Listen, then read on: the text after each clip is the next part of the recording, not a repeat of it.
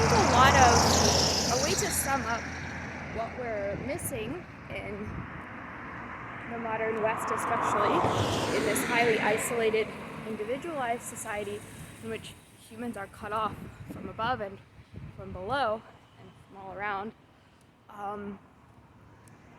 can be summed up as essentially a sense of being held. Scripture says underneath are the everlasting arms. And think about how peaceful a baby is when it's just lying there existing and being held by its mom. Or how anytime that you are supported by someone that you know loves you, you can relax, you have peace. And what that is a sense of dependence and trust that essentially you're not sustaining your own being. There's a wider and underlying and supporting reality, and in the end a personal reality, that is sustaining you.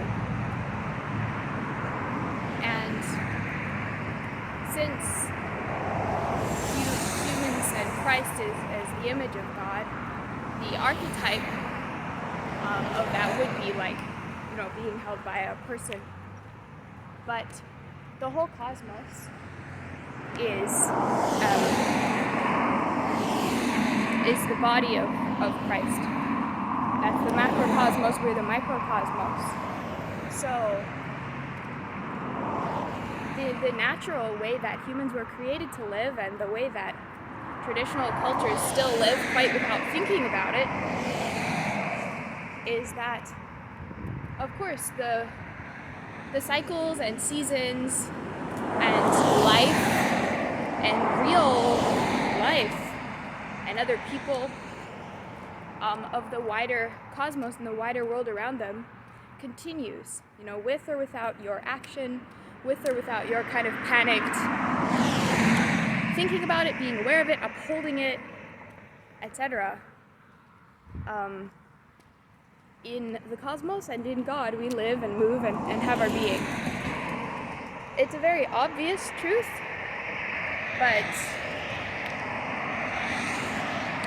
something that we have completely forgotten. And so there's an underlying layer, I find, of fear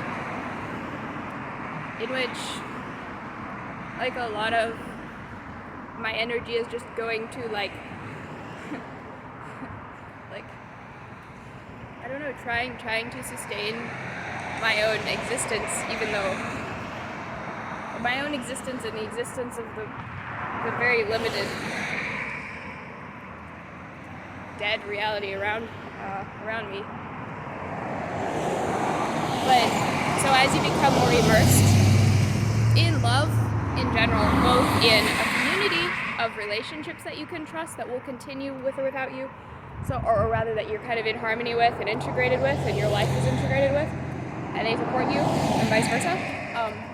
Both in the sense of in relationships, but then also being attuned to the cosmos and to nature and to the natural cycles and liturgical cycles.